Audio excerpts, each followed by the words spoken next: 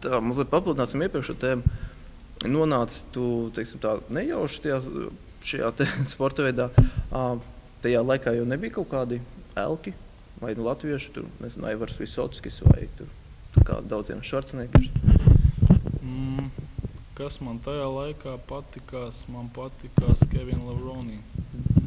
Tas bija viens no maniem favorītiem. Smieklīgi skanēs, bet es atceros, ka man proporcionāli krūšu muskuļu apjomu ziņā nav tie lielākie. Jā, citam ir pa pusbodiju krūtis, jā, man tā nav, un es atceros, ka Kevinam ar tā nebija. Un viņš bija liels, un es iedomājos, kā es varētu apmēram izskatīties, kad es būšu liels. Viņš bija viens no pirmajiem, ko es ievēroju, pa ko es fanoju tajos laikos. No latviešiem vai bija kāds? No latviešiem, Skribāns Juris. Jā, viņš ir progresējis arī ļoti pēdējos gados. Viņš jau, var teikt, citā līmenī, teiksim, tādā pusprofesionāli. Attieksme kā profesionāli daudziem ir, bet jau tas rezultāts. Viņš ticis īstajos cilvēkos, viņam ir sponsori un viss, kas vajag, tikai pašmotivāciju un aiziet. Jā, darba attieksme ir tāda laba. Jā.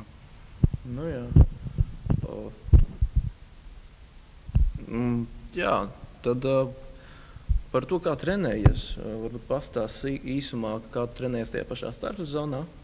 Apmēram, cik tev tur treniņu nedēļā, cik daudz atkārtojumi, tā, un kā tagad, kas ir mainījies? Tā kā es teicu, ka šis man ir eksperimentālais gads, tad starpsezonā es trenējos parasti, kā vienmēr es trenējos, maz atkārtojumu, lielu svari, uz reizītēm 5 līdz 8. Vingrinājumu, starpsezonā bāzi, protams, bāzi visur ir. Bāzi ir bāzi. Starpsezonā man ir 4 treniņi. Krūts ar biceps, mugura ar triceps, pleci ar trapeci un kājas atsevišķi. Šogad sezonā es neko nemainīju principā, tikai 2 kardio treniņi klāt. Tas sanāk 6 treniņi nedēļā. Un kā jau es teicu, mazs atkārtojums skaits un attaisnojās mans iecerētais, ka muskuļi nesadeg, apjoms paliek un visus gadus es esmu bijis, mēnesi pirms 3 nedēļas pirms ir ok. Es turpinu bliest uz entiem atkārtojumiem un uz skatuves nekas īpaši nepaliek. Tā kā šitais ir mans ceļš, varbūt citam tas nedara. Katram ir savs, bet, principā vingrinājumi viss diezgan līdzīgi kā starpsezonā. Bāze, tie mazi atkārtojumi skaiti un diezgan līdzīgi. Liela svari arī, un es pats brīnos, kad ir kā sausināšanās process, bet nesūdzos ne par elkoņu sāpēm, ne par ceļu sāpēm un tā tālāk. Jā, un par sāpēm un par traumām. Zin kā mēs esam redzējuši tur YouTube'ā, tur tāda liela cilvēka kā Branch Warren, un viņi tur tos svarus ļoti lieliem svariem strādā, vai ne? Un viņi saka, viņam aug tie muskuļi, un tad kā tev ir svarīga tā forma vai tas kilograms, pēc kā tu tiecies tajā treniņā, vai tikai pēc pumpinga, kāds ir tavs mērķis treniņā? Starpsezonā es vairāk spiežu uz to spēku, bišķi vairāk. Jo es jūtu, ka man tas spēka attīstīšana arī kopējo masu muskulim dod. Un sezonā, protams, masa ir, cik viņa starpsezonā ir dabūta, sezonā es viņu vienkārši slīpēju. Formu veidoju, sausinu, un tad jau bišķi izolētāk vingrinājumu aiziet. Bet vingrinājums gan starpsezonā, gan sezonā tomēr centies tīri izpildīt bez liekas čītošanas, lai tieši tā nesatraumētos. Teiksim tā, ar lieliem svariem, bet tomēr kontrolēta kustība. Jā. Es lieliem svariem strādāju, kontrolētas kustības, nekādas baigās raustīšanās netaisos. Ir zālē redzēti džeki, kas uzkrāva svaru lielāku pa sevi. Ego ir jākačā, tas ir. Noteikti visi sākumā trenēja pāris gadus savu ego. Es to darīju, es domāju, ka sākumā arī varbūt ego savu pakačāju mazliet, un tad sapratām, ka par tomēr var arī muskuļus trenēt pie reizes. Bet, sākumā, es domāju, visi tam iziet cauri, un tad reizēm tomēr ir labi pašā sākumā, es domāju, aiziet pie trenera, ideāli, tā kā, piemēram, šeit veselības fabrikā ir daudz labi treneri, bet es domāju, tur elementāras lietas par to nav jāmaksā. Vienkārši paskat, ko izdarīt. Man šeit bija programmiņas, man šeit redzēja ceļņēmu. Jā, bet tas bija uz iepriekšējā inventāra, kas mums te bija. Jā.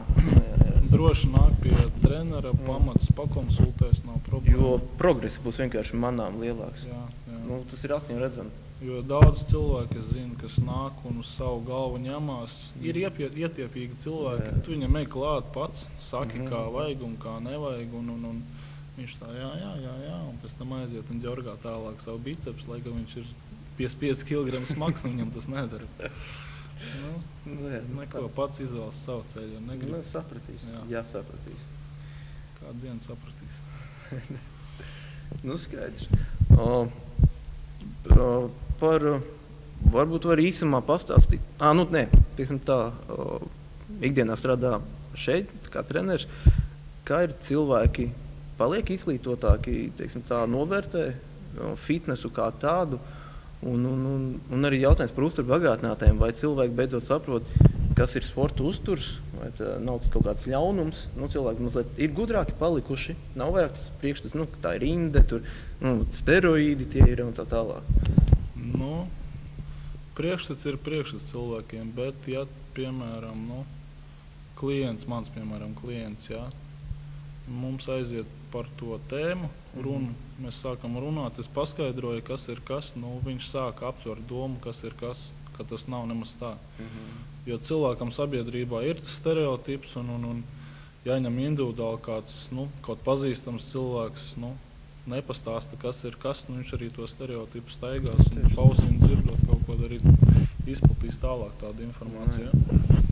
Bet tāpēc, ir cilvēki, kas paņem pie sevis, paskaidro, parunā no sirds un pastāst, kas ir kas, jo cilvēki nesaprot. Viņi kaut ko pausu galām dzird proteīns, pulveris, špricē vēl kaut ko pasaka. Viss skaidrs. Skaidrs. Labi, es domāju, šī noteikti nebūs ne pēdējais video, kā Kārlis trenējas, ne arī pēdējā intervija. Noteikti ir vēl daudz dažādu jautājumu, kurus mēs varēsim kaut kad izrunāt vēlāk. Bet, šodienā ir ok. Un tad drīz tiksimies un novēlu Kārli tev veiksmīgi nostartēt šajās tuvākajās sacensībās. Jā, un tad jau satiksimies.